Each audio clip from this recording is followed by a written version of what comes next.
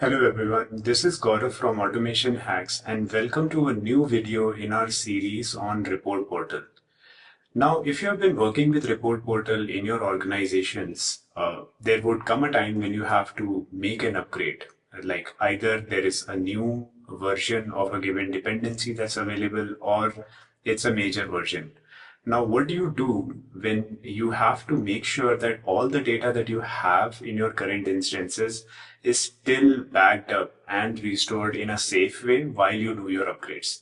So, well, this video will answer this particular question.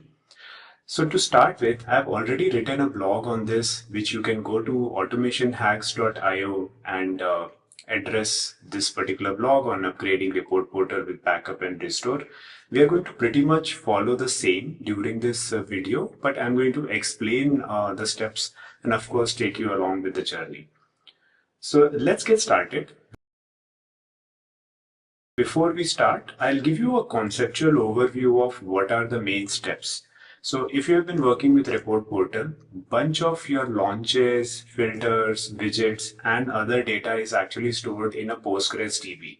Now, if you remember from a previous video, we have been using ReportPortal on Docker. So it's basically a Docker container that is running the Postgres instance, and it's actually attaching the Postgres DB into a volume, right? So we would want to make sure that we are able to back up Postgres. The second part is there are a lot of search and other sort of binary data that is being stored since we use Minio as a file system in ReportPortal. So we would want to make sure that we are able to back up that. So in today's video, we are going to take a backup of Postgres. We are going to take a backup of Minio, and then we are going to now make an upgrade into ReportPortal and essentially restore the Postgres DB back and the file system DB back, and just to see it all working. So let's get started. So let me just open the ReportPortal instance that we have been working with so far. All right. So if you can see, we have a couple of dashboards here for test infra and identity team that we have been seeing. We have a bunch of launches. If we take a given launch, we can see that there are some failures. There has been some analysis done as well. And so you can see this is the current state of affairs, right? And if we take a look at our Docker instances, we can see that for ReportPortal, we have, of course, RabbitMQ, OpenSearch, Postgres, and things like that. So now how do you basically make sure that you're able to upgrade in a safe way? Well, let's follow step by step. So the first step is actually to back up Postgres. And for that, we would use pgdump. So if you're familiar with pgdump, it's a very common utility in the Postgres ecosystem that allows you to take a backup of your Postgres DB into a long SQL file. So to start with, we expose a couple of environment variables such as the DB user, DB name, password, and container. And then we use docker exec by setting these environment variable as the Postgres password, specifying the DB container, and then using pgdump -u and -d to specify the user and the DB name. We want to take the backup of this into an SQL file, which we specify here. So, right. So let me just bring up iterm and then we can get started on this. All right. So self test infra. Okay. So we are here and we have our docker-compose.yml file already here, right? So I'm going to just make a copy of this. Let me just take a copy. And if you can see, we are setting the variables and then we are just running this command. So now I ran the command. It was pretty fast. So you can see that I now have a ReportPortal docker.sql file. It has a given size to it as well. Now, a good practice is I want you to make sure that you have another backup of this SQL file, because what if you mistakenly run this command again when your database is not present? You might just end up overriding the data. So it's always a good idea to make another copy of it. So I'm just going to say today's 2024 12 and then 16th of December. And then, yeah, let me just use the same file name. All right, so I'll make another copy of it. So now I have two identical copies of this backup file. Well, good enough. Now, we want to take a backup of the binary data. So again, here we set the volume name, which is the report portal storage or the Minio file storage. And now what we do is we use docker run command. We make sure that we pass the --rm flag. Now this flag would make sure that whatever temporary containers are used to take the backup, it actually removes it afterwards. And now we define couple of volumes. So here we specify the volume on the local host machine and then followed by a colon the volume actually in the container. So similarly, we also specify the present working directory as a volume, and that gets mapped to a backup directory inside the container. We use busybox, which is a very common distribution for tasks like this. And then we use the tar command in order to take a zip of the entire folder. So we take basically this inside backup, followed by this gz file, and then we map it to the data directory. So let's just run this command.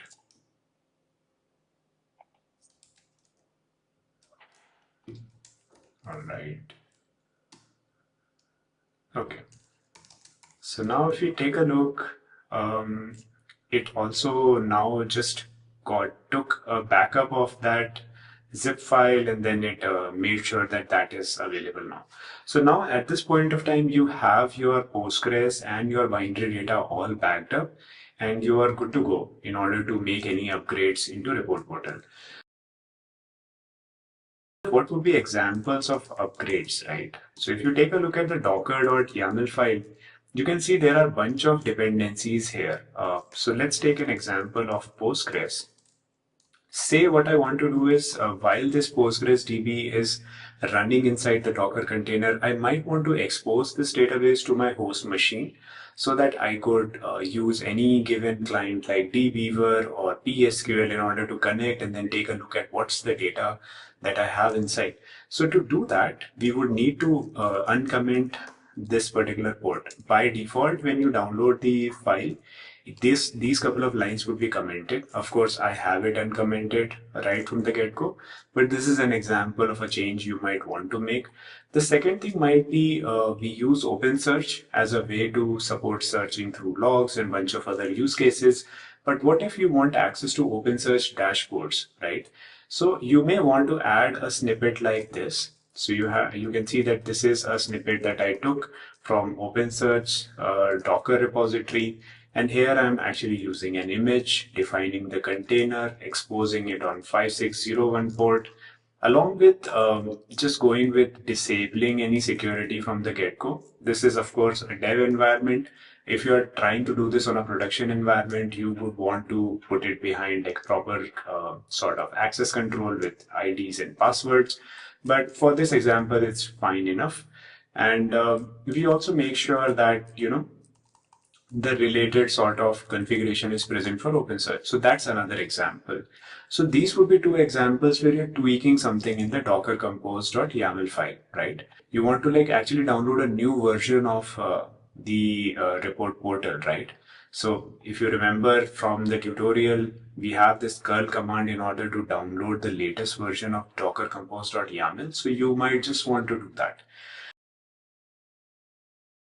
Now, what we would do before we go for our upgrades is actually we'll try to bring down all the running containers. So if you come to, let's exit this. So if you do docker ps-a, you can see that all of these containers are up and running. Now there is a dependency between some of these containers, and if you try to say stop them one by one and remove them, it would take a lot of time. You would have to do like docker stop, give the container ID, then do a docker rm, and it would be very cumbersome. So a better way of doing it actually is using docker compose itself. So we would have this docker compose command. We would specify that, hey, please bring down all the report portal prefixes for us. So if we run this, you can see now it stops all the containers and it also removes them for us. It's going to take a little bit of time, but pretty fast. So now if you do docker ps-a, you can see that all the containers are gone, right? None of the containers are running. So now if we really want to be very sure, we can also remove the volume that we created for Postgres. You might not want to do this every time. This would only be required if you are, say, doing a major sort of DB version upgrade. But let's do that anyways in this case. So I'm using docker volume command and then removing the volume that was created. So now this volume is gone as well. Now, at this step, we will make change to our docker-compose.yml file, either expose Postgres or add OpenSearchDB. You can find the steps for this in this given blog itself. So now let's come back. So now, assuming that we made our upgrades and we either whatever changes we wanted to do, we have already done. So now let's bring up our database first. So I'm again going to use Docker Compose. I'll use prefix ReportPortal, but I'm only interested in Postgres at this point of time, right? So I'll run this, and now what you can see is it creates a network, creates the volume, and creates the container. So if we take a look at this, right now only Postgres is running. Now we would want to restore the data that we already took. So again, we provide username, password, name, and containers. We use docker exec. Now this time for interactivity, we use -i so that we can see what's happening. We again expose the environment parameters that we already saw earlier with the Postgres password, the container. We use psql command. Now the key thing here is notice the direction of this sort of angle brackets. So we want to make sure that we are able to dump whatever is there in this SQL file back into the container. And we also want to make sure that whatever logs are collected, they are redirected into an update db.log. And then finally, we have this sort of syntax, which just stands for, hey, I want to redirect both error as well as standard logs into this file so that we get all the logs in one place, right? So let's do that. Let's restore the data back. So let me just make a copy of the whole thing. All right. So let's run this. Okay, pretty fast. Now you might be noticing that this is running very fast. It's because in this test instance, I really don't have a lot of data.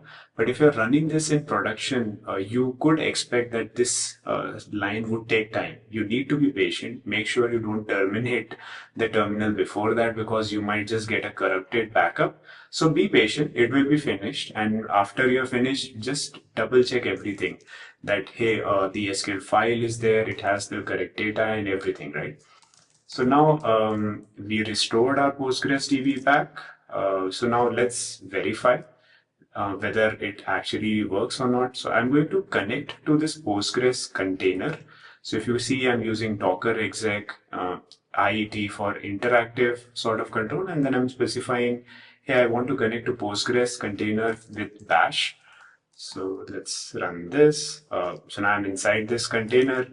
And we would also connect to the DB. So I'll use psql with this. So it's going to ask me for the password. We already know the password from above. And if you're wondering where we are getting all these passwords for, when you download the default docker.compose, all of this is present in that. If you want to say modify it for a production instance, you can. And now let's just run some queries. Let's make sure that there is some data here. And what you can see is I ran this query and you can see some of the data is already present in the DB, right? Okay, so came out. Let's see, the container is still running. Now let's make sure we can bring up all the other services like RabbitMQ, Traffic, and bunch of other things. So I'm going to use again docker compose, specify the prefix, and I want to bring up everything in daemon mode. I don't want to be aware that everything is running and see logs at all the same time. So let's run this. This will take a little bit of time when it comes to RabbitMQ. So again, be patient as it spins up everything. And meanwhile, one thing you can also do is like just connect to the instance. So here I have DBeaver as a sort of SQL client that I use to connect to Postgres. And I've already sort of done this mapping earlier. So if I show you the connection details, I've actually connected with JDBC Postgres SQL for the given IP host, followed by the DB name with the same username and password. If you do this, you can see I am able to connect to the DB as well. And if you take a look at the Postgres sort of schema, you can see that for ReportPortal, we have all of these different tables. So just as an example, you can see users and you can also see what is the data. We have like the sort of default and super admin along with this. You can also come to dashboards and take a look at, okay, what's the data? So I have two dashboards here, attributes, whatnot. So you can see the data is already kind of restored. Let's see. All right, so all my containers are up now. One thing when you bring it up again is to just ensure that everything is up. It looks like it is. And so the last step that we have is actually restoring the file system or the binary data back. So again, the syntax is pretty similar. It's just reversed in the direction that we are now using the tar, xzvf command in order to restore the zip file back into our directory. And here's an explanation of the command as well. We make sure that we change the directory to the root and extract everything inside the container. So let's just copy the whole thing and run it. And let's run this command. All right, so it restored all of these secrets, users, buckets, and other sort of data. So you can see like, okay, by this time, our ReportPortal instance should be fully functional. So let's just refresh it. You can see I'm able to actually log in. Let's do a login and log out just to make sure everything is really working fine. Yeah, and you can see here I'm again on my launches. Remember the identity test that failed.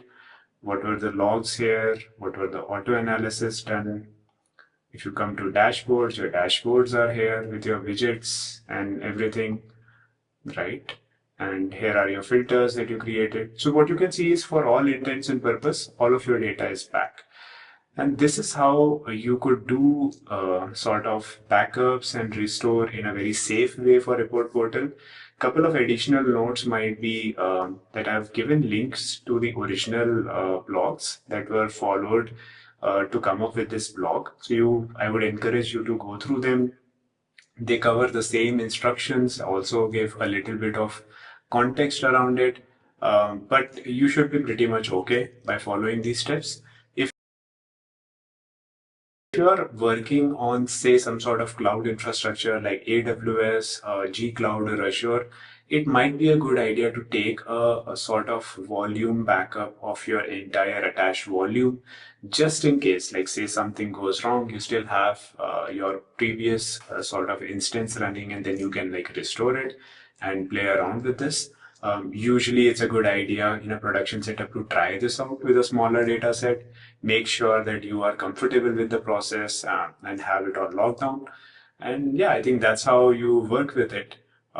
Feel free to take a look at this blog that gives you a little bit more details around how to connect to Postgres, how to also access OpenSearch dashboard. So like, if you see the Docker Compose file, I made sure that the ports are open and we have OpenSearch dashboards available.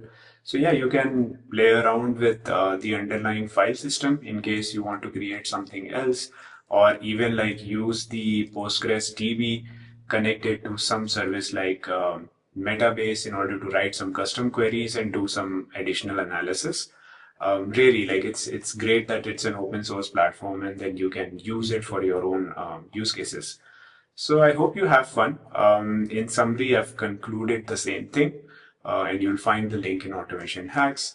And that's all for this video. I hope this was informative and gives you a good flavor on how to take a backup and how to restore it safely in terms of Report Portal. If you like this video, do give it a like. If you found this useful and learned something, do give the channel a sub, and I'll see you next time.